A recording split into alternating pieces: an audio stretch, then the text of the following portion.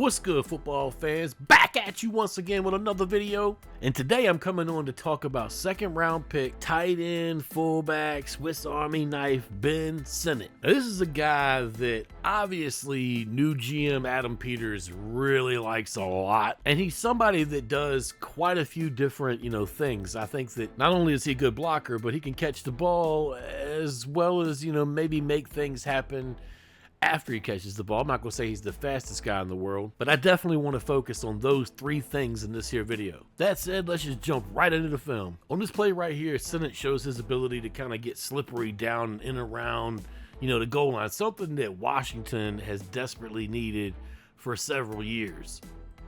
And if you watch it back from this angle, you can see that he kind of just slips in behind that linebacker and kind of just finds his way in there, and he's wide open. Quarterback does a pretty good job of reading the play out as well, but this is definitely something that I would love to see Washington to be able to incorporate, and that's points inside of the red zone. I would love this to be able to happen. Now, obviously, this is a little bit sneaky right here and really good game plan, but this is something I'd love to see incorporated into the playbook. And, of course, you always love to see a guy that's not afraid to go across the middle, and pull points in. Again, this is something that our team has lacked for quite a while, which is a red zone target that could actually make things happen. I love the ability to be able to game plan him across the middle right here, completely wide open for a nice gain, and he pulls the ball right in, right on time, and gets the big yardage gain, I think this play right here does a pretty good job of showing his versatility. He's not just a fullback. He's not just a tight end. He's not really a wide receiver at all, but he's not really any of those three things, but he's more like all of those things, and this play right here kind of showcases that. He just a little short, little out or whatever, but he makes the catch, which is a really good catch in traffic over the shoulder and get a good gain. Now, the ball does shoot out here at the end as he hits the ground, but it was ruled down, so that doesn't come into play at all. Although you would like to know that he obviously doesn't have a fumbling issue, which I couldn't find one really on film anyway. Again, finds a way to get open in space and pulls the catch in, takes a nice gain for a first down, and, makes a little jig here and there, extends the play a little bit. Takes quite a bit to bring him down in that play right there if you watch it from the point of him catching it. Watch. Takes quite a bit once he makes that catch. Takes quite a bit to put him down to the ground. 1, 2, 3, 4. Yeah, like 5 different attempts, 6 different attempts. Finally, he goes down. You'd love to see a guy fight once he gets that ball. You'd love to see him fight for more yardage, especially when they just completely hop over a player like that one right there. I mean, old boy just say, what? And just rolls back inward. He takes another 4 or 5 hits right here before he actually hits the ground. I love players that seek out contact, but ones that could actually make them miss and then in tune turn right back around and seek the contact out. Now, I really like those because in the long run, that guy is going to make big plays in big moments of big games. Here's another one. He goes out, he gets in space, and he gets hit in stride on this one.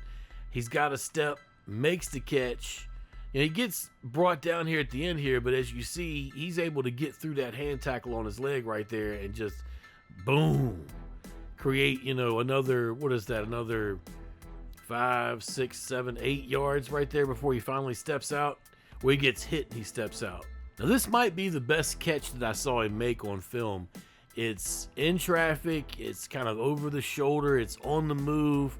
He makes the catch and he continues motion, makes another, another like a good, 6 yards there before he's brought down. Pretty good throw too if you watch it from the other angle here. But yeah, he gets separation right at the exact moment that he needs to, pulls the catch in, and then gets another, like I said before, 5, 6, 7 yards in there before he's brought down and, gets the first down. Now, on this play right here, I like how he's able to not only make the catch, but to kind of read the field and see that he's not going to get the first down. So he takes a step back, which, I know that drives us fans crazy, but he takes a step back after he makes the catch and misses a player and then goes around that player and gets the first down. Now that might drive us crazy a little bit as fans to see him, basically step back and give a couple yards back, but I don't think he was certain whether or not he had the first down, which if you see the replay right there, he did have the first down no matter what. But as he goes around the turn there, he makes sure to get it. I mean, this is the kind of guy you want out there on the field fighting for every single yard. Again, down and around the goal line, this guy gets the job done. Now, of course, I think the offensive coordinator has a pretty good idea how he wants to use Sinnott, but this right here is what Washington has been missing for a few years. At least the game plan around it and the ability to be able to actually make it happen. This is something I hope to see an improvement in this category from the team this year. And getting Sinnott definitely helps in more ways than one, and this is definitely one of them right here, down here in the red zone. Sure hands. One thing I like to see is a player who recognizes a quarterback is in trouble, and you can't really see it from the other angle, the closer angle, but on this play right here, the quarterback is in some trouble here, and as he starts to try to recover, Sinnott comes back to the line of scrimmage, makes the catch, and in the process now, he gives up a good 5 to 6 yards en route right there, but comes back, saves the play, makes the catch, and then gets the first down. So if you watch it back from this play, the play could have been over right here, but the quarterback's able to change things up, spin back out, and Sinnott actually comes back to the ball, makes the catch, and then goes back inside and then cuts back out and gets the first down. Again, he's able to find a hole in this defense and get open, make the catch. He gets behind that second level of linebackers right there in the secondary, and he makes the catch, got the first down, but then he extends it. Decent little cutback there to gain another, 7 yards there. Yeah, once he makes that catch there, he's able to cut back and make a little move and gain another little 4, 5, 6 yards there at the end. Takes a decent little hit there at the end to be able to bring him down too. Kind of a nasty one actually. Spins him a little on that knee. Don't really like to see a guy get hit like that. Again, inside the red zone, this guy just knows the ways to find pay dirt, man. He gets back there in the back of the end zone, wide open, behind the safeties, behind everybody. Makes a nice catch too once it's put to him. Watch it back from this angle, you can see it's actually a thing of beauty right here.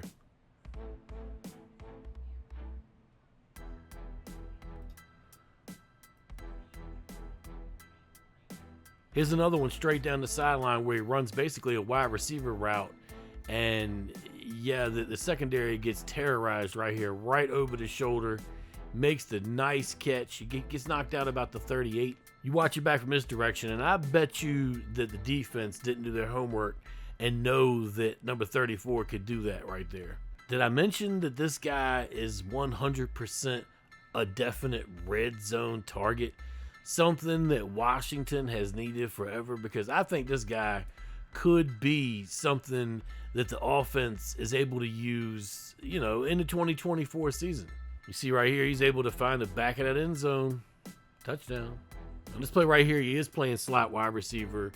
He's wide open here across the center of the field. And he makes the catch, and he's able to make a couple of moves and take a couple of guys out and find his way to the end zone there.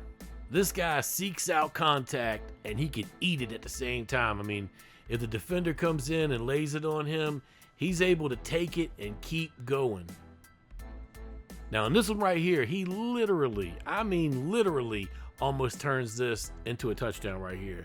He's able to find that little spot in the defense, get open for just a second, and the play almost gets picked off. If you see right there, the defender steps in and just a second behind it, and he's able to turn it up after that. I think that his speed is a little something that they weren't, aware of either heading into this snow game right here. He's able to just burst through and gain quite a bit of yards. He almost gets the touchdown on this play right here. He comes up about 10 yards short there. You see it back from this direction. He's able to break that tackle, and it's on at that point. He's able to he's able to make 17 miss right there, get around that one, and it's off to the races a little bit. He's able to do a little spin move right there.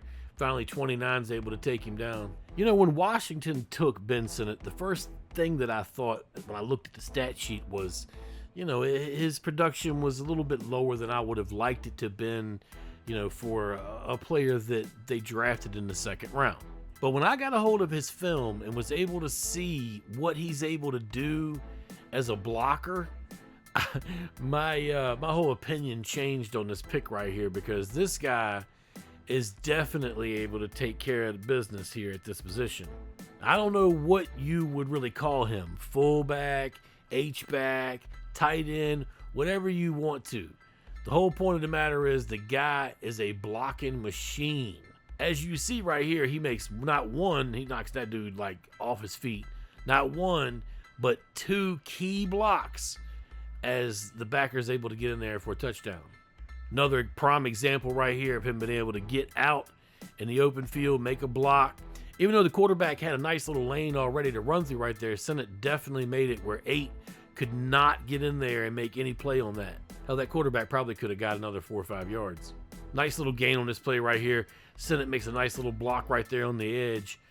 Gives him a nice little shove there at the end. 2 didn't like that too much. He's real good at coming in at the end here and cleaning up the edges on these run plays. Look at that. Like, he's able to destroy that man as he's standing there ready for the play to go the other direction. I promise you this is not the same play, but this is the play right behind it. The exact same thing happens again. He gets in there, pushes his man to the ground, opens the play up. The running back doesn't get a huge gain there, but it's enough for a first down. Now this play right here is prime example that you don't have to destroy somebody in the process of blocking them to get the job done. And inadvertently right here, he takes 2 guys out with the way that he blocks, and the running back's able to get in there. You know, my old coach used to always tell us he didn't care if we had to whistle Dixie or tell them a story in their earlobe. Whatever it took to keep them away from making a play was what we needed to do. And he does what he needs to do right here. He gets the block right here, and he throws his body kind of in the way and keeps one out of the way to being able to make any kind of tackle on that play, and it's a touchdown. Now, sometimes it's great to just watch how a play unfolds, and this is one of those. Watch as he takes his guy and drives him completely around the play. Did you see that? Drove him completely around the edge. His guy probably thought, oh, I'm gonna make the tackle, but nope, no tackle coming right there. Sinnott's able to take and drive his guy around the runner, which you don't see that very often. The runner actually had to slow down, and Sinnott pushed his guy right past him. Again, he's really good at hitting the edge here, kind of clearing things out for the runner. Watch. Boom, hit the edge. He drove everybody off of the edge there. Like before he hit that section right there was 2 players kind of in position to maybe shift and blow that play up. He kind of rolls inward, and everybody gets taken out. Look at that. 1, 2, 3 players taken out in the process there. Now, of course, there are 2 players on the back end that are left to make the tackle. The running back kind of runs through him, though. Hell of a play. He gets in, by the way. In and around the goal line. He gets down in front of the quarterback, and he makes the block that's needed to be made right here. Quarterback's able to dart back inward, get the touchdown. He really makes one hell of a block here on the outside edge here, as he's done in all of this film that I've been showing right here. But he makes his guy so hard, he turns him around completely in a semicircle, and the running back is off to the races at that point. Is that running back or wide receiver? Whatever it is, the running back, you know, gains probably a good, I don't know, what, 8 to 10 yards after that. Now, this play right here, he's able to get out in front of the running back and really make a difference here as he's blocking his guy and then just shoves him across. I can't really tell I think the running back stepped out there, but he shoves him across. I mean, that man wishes he had never met Ben Sinnott, I can tell you that. As he comes across, Sinnott's like, what? And just sends him for a spiel, like, phew. Look, let's go full speed on that one right here. I mean, Sinnott's able to make the block right here and send his guy flailing, even though 8 doesn't get in for the TD. Makes a nice block right here in the snow. Doesn't lead to much, but he puts his guy on his ass for sure. What I found from watching this guy's film was that he might be considered one of the kings of the cut blocks.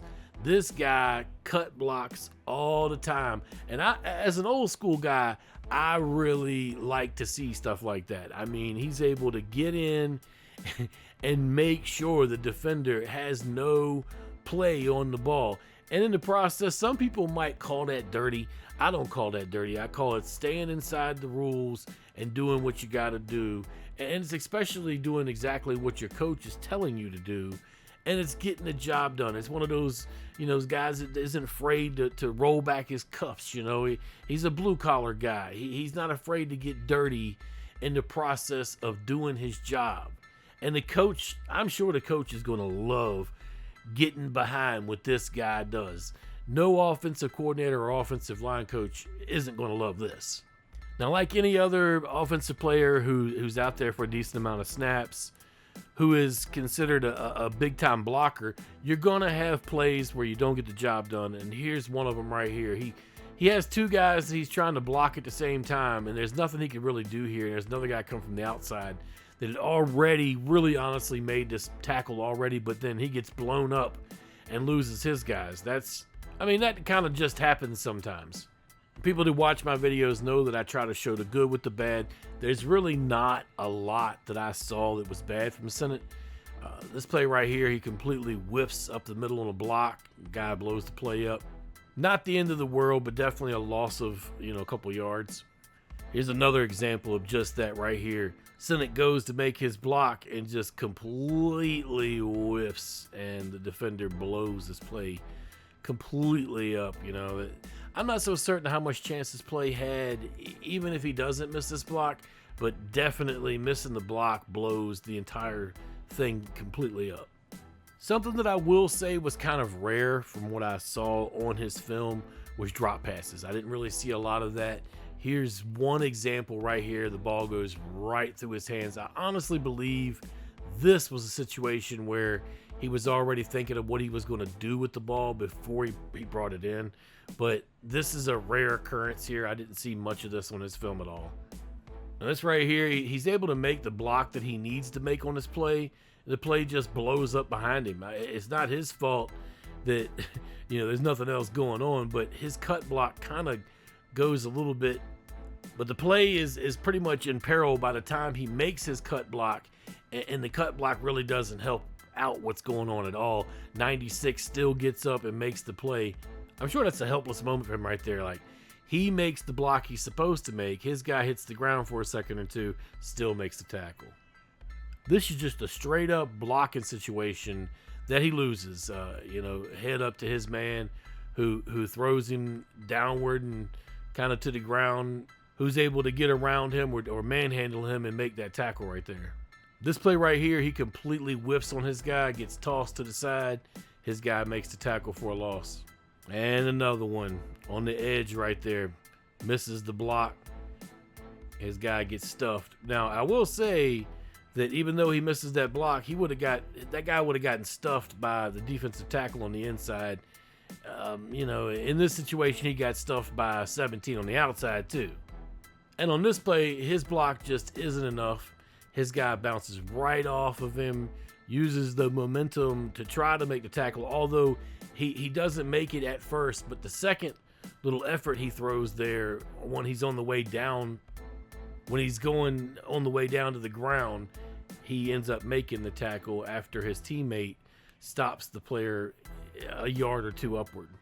The strengths that are listed on Sinnott's scouting report: fluid athlete for his size with loose hips, led all tight ends in a 3-cone vertical and broad jump at the combine, accelerates well both as a route runner and after the catch, coordinated hands catcher to cleanly adjust to awkward ball locations, outstanding body control to reach back on outs and snare the football without breaking stride, comfortable working the middle of the field and finishes grabs with bodies around him, put more big play potential on tape than expected, 4 catches of 40+ yards in 2023, won't shake defenders out of their cleats, but is a competitive finisher with contact balance, one of only 4 FBS tight ends with 14+ forced missed tackles in 2023.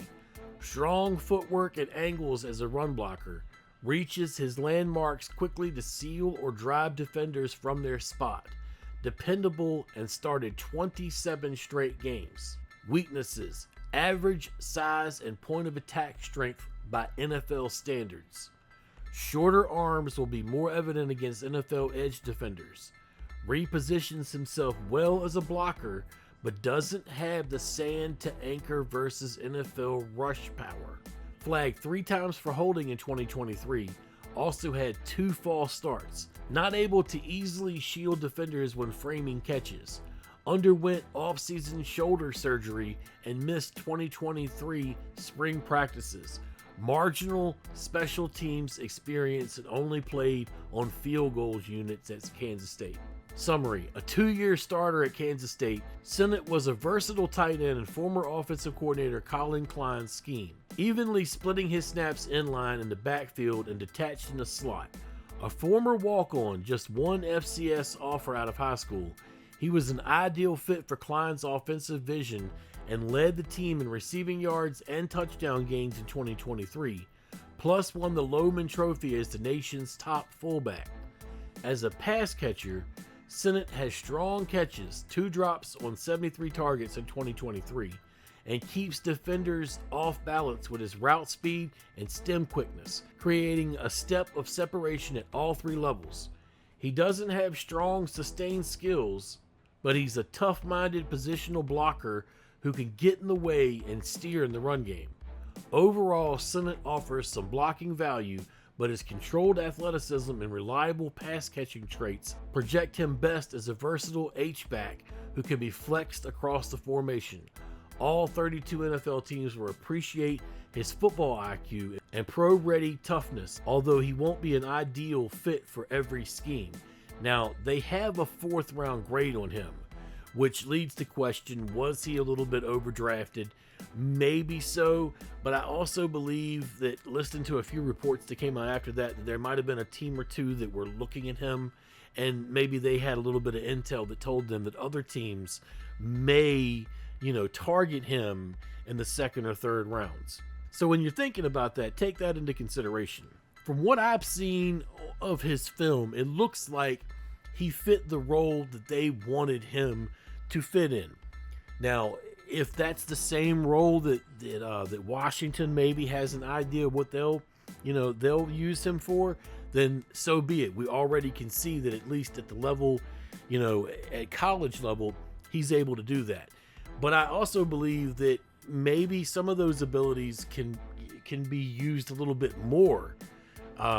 Maybe he wasn't fully utilized at Kansas State. Maybe they didn't get everything out of him that they could have. And that, that's kind of hard to imagine considering he led them in receiving and touchdowns and blah, blah, blah, while still being listed as a fullback and playing a lot of what seemed like an inline tight end. I guess you could call it an H-back. I don't get into comparisons in the NFL, but I do believe this is a guy that Washington can get a lot of mileage out of. And it's good to see them also get a guy, that can play a couple different positions. I know that they've got some young talent at tight end that hasn't really been nurtured and kind of brought up. And now they got Zach Ertz there too.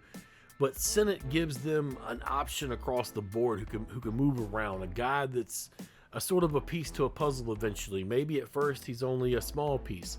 But long term, this is a guy that I think they can get a lot of use out of.